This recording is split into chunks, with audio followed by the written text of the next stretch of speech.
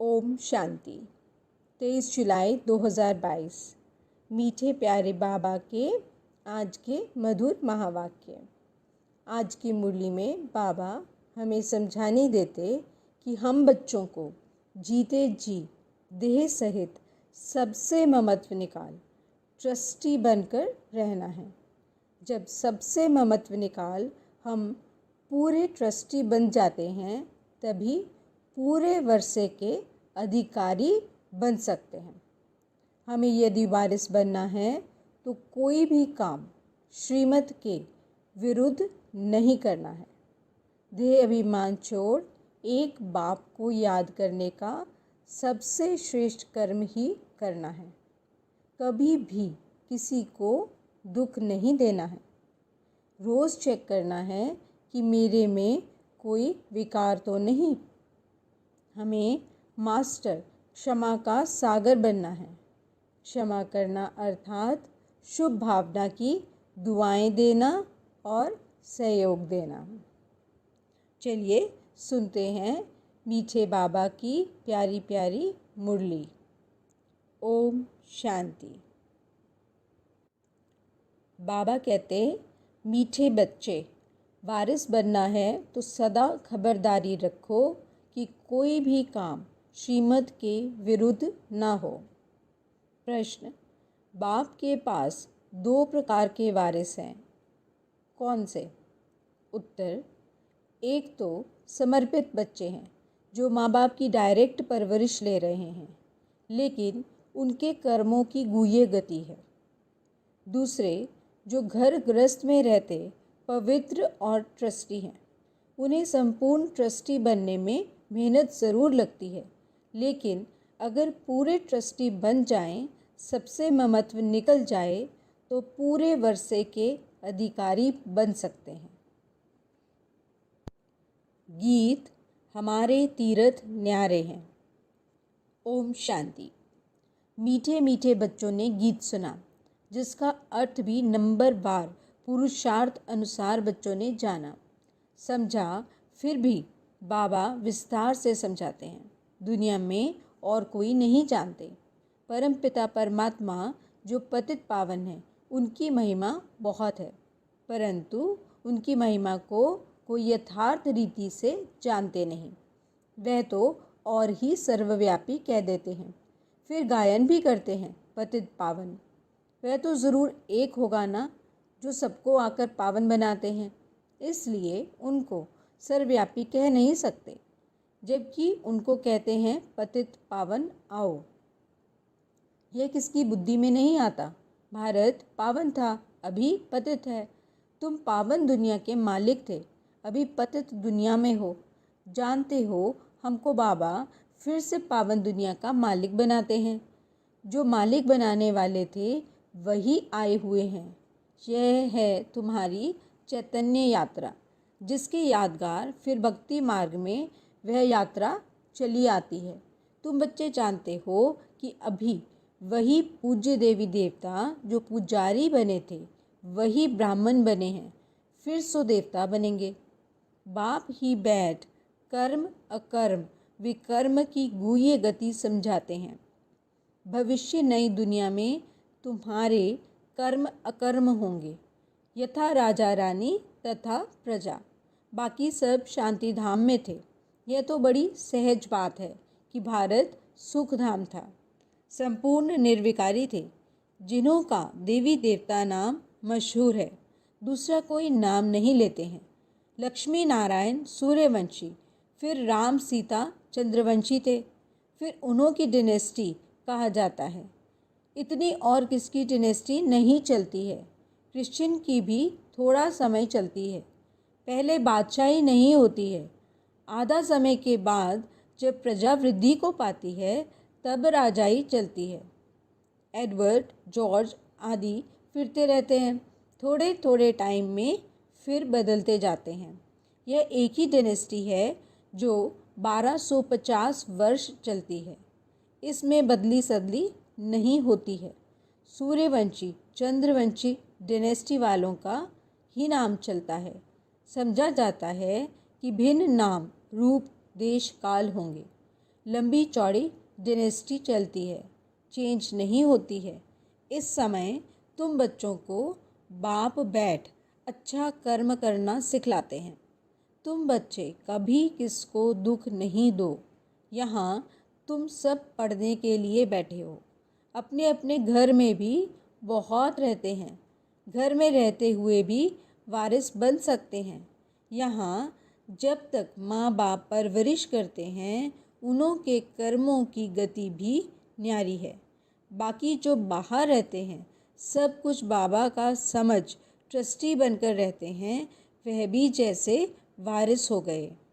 हाँ, डिफ़िकल्टी ज़रूर होती है जब सबसे ममत्व टूट जाए और पूरा निश्चय हो हम सब कुछ उनके अर्पण करते हैं। जीते जी हम उनकी मिल्कियत के ट्रस्टी हैं। ऐसे कोई जीते जी बनते नहीं हैं। जब बनने का समय होता है तब ट्रस्टी बनाकर जाते हैं, यहाँ सरेंडर करते हैं। बाबा कहते हैं, बच्चे ट्रस्टी होकर रहो। यह तो भक्ति मार्ग में भी कहते आए हो, भगवान ने सब कुछ दिया है। अभी बाप कहते हैं, बच्चे यहाँ तुम सम्मुख बैठे हो। अब देह सहित जो भी तुम्हारा है उनसे ममत्व निकालना है। जिसके लिए कहते आए हो, सब कुछ ईश्वर का दिया हुआ है। जब वे आएंगे तब उन पर वारी जाएंगे, उनके हवाले सब कुछ कर देंगे। यहाँ तो इनको जायदाद आदि बनानी नहीं है। यह कोई लेने वाला नहीं है, देने वाला है। कहते हैं ट्रस्टी बन पूछते रहना है, क्योंकि भूल चूक कभी भी हो सकती है। पक्का ट्रस्टी होने में टाइम तो लगता है। बाबा जानते हैं टाइम लगेगा। ट्रस्टी होने से ही वारिस बनते हैं। यहाँ रहने वाले भी ट्रस्टी बनते हैं। बाबा कहते हैं, मैं रिटर्न में वैकुंठ की बादशाही देता हूँ। तुम्हें दूसरा जन्म अमर लोक में लेना है।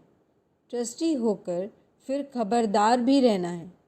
अक्सर करके गरीब ही निमित्त बनते हैं ऊंच पद पाने, वारिस बनते हैं। कोई फिर पिछाड़ी में चंद्रवंशी में जाकर मालिक बनेंगे, तब तक बड़ों के आगे सर्विस करते रहेंगे। अब भी कई ऐसे हैं जो कभी उन्नति को नहीं पाते हैं। फिर समझा जाता है उनकी तकदीर में शायद कुछ नहीं है। सर्विस करते करते पिछाड़ी में कुछ पद पा लेंगे, सो भी रहेंगे तो निकल गए तो प्रजा में भी कम से कम पद पाएंगे। बहुत हैं जो जामड़े यानी बौने हैं, वृद्धि को पाते ही नहीं हैं, कुछ समझते ही नहीं हैं। कर्म विकर्म की गति बाप ही समझाते हैं। यहाँ कुछ भी अच्छे कर्म नहीं करते तो विकर्म वृद्धि को पाते जाते हैं। तुम भी कहेंगे, यह तो ड्रामा का पार्ट हुआ ना। यह भी चाहिए ज़रूर। जो राजाई के अंदर रहते नौकरी आदि करते रहेंगे, नौकर फिर उन्नति को पाते पिछाड़ी में राजाई पाएंगे। ईश्वर के पास रहते हुए ऐसे कर्म करते हैं तो फिर सजाएं भी बहुत खाते हैं, पद भी नीच मिलता है। इसलिए समझाया जाता है ऐसे ऐसे विकर्म नहीं करो, नहीं तो वृद्धि को पाते रहेंगे। सर्विस कुछ करते नहीं, खाते रहते हैं, पढ़ते भी नहीं।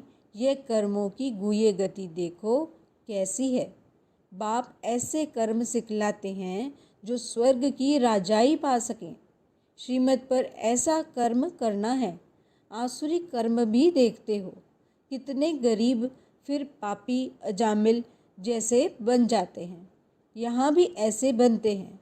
कोई तो बादशाह बनते, फिर कोई दास दासी बन पिछाड़ी में कुछ पद पा लेते हैं। ऐसे भी हैं। बाप अच्छी तरह जानते हैं। यहाँ रहते भी अच्छा कर्म नहीं करते हैं तो नशा भी नहीं रहता है।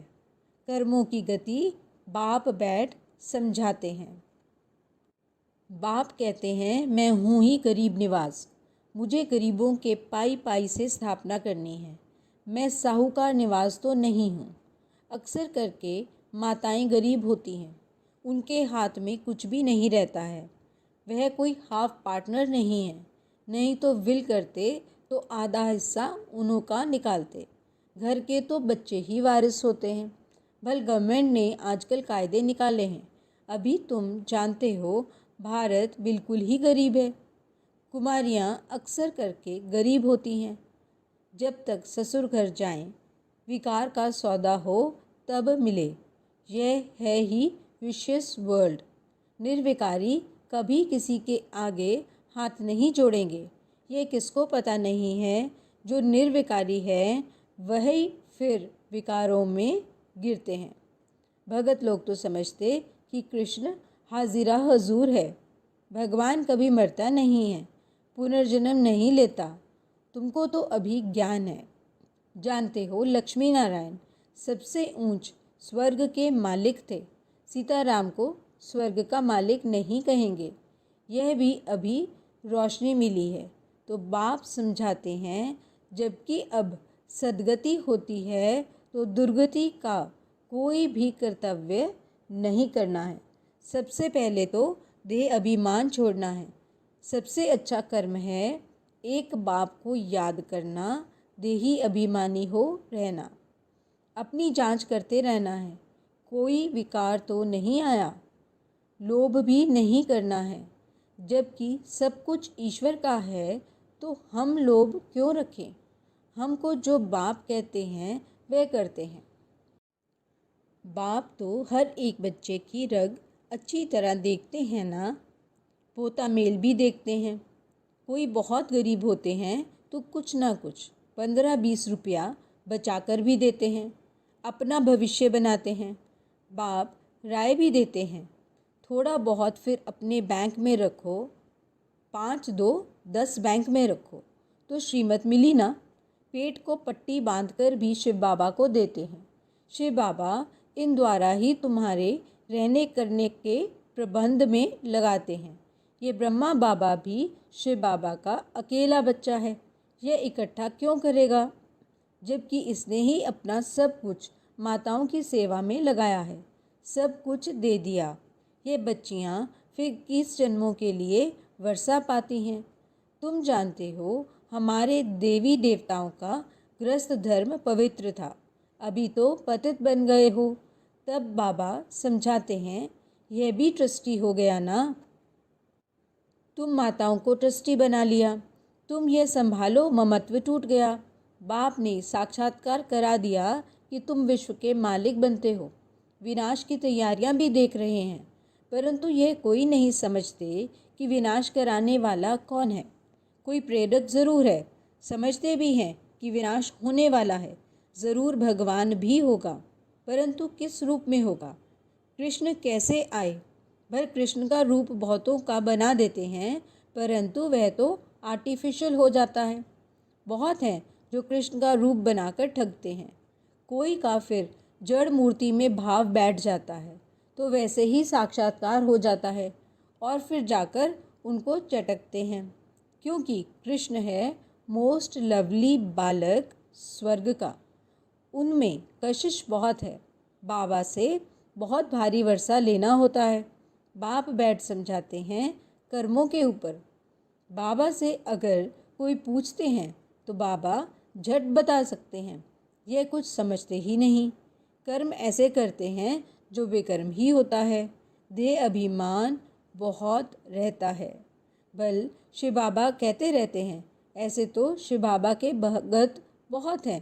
काशी में भगत बैठे हैं। उन्हों का यह मंत्र है, शिव काशी विश्वनाथ गंगा। अर्थ कुछ भी नहीं समझते हैं। समझते हैं गंगा इनसे निकली है, इसलिए गंगा के कंठे पर जाकर बैठते हैं। समझते हैं हम वहाँ मुक्त हो जाएंगे। शिव काशी उच्चारते हैं। फिर दिखाते हैं भागीरथ ने गंगा लाई। क्या गंगा द्वारा पतित से पावन हो जाएंगे। पतित पावन को तो पुकारते हैं ना। वह कौन है, कैसे सहज राजयोग सिखाते हैं, यह कोई जानते नहीं। शिव बाबा को कैसे याद किया जाता है यह भी तुम जानते हो। तुम्हारी है याद की यात्रा। तुम्हारी जिस्मानी यात्रा बंद है। वह होती है जिस्मानी यात्रा। यह है रूहानी यात्रा।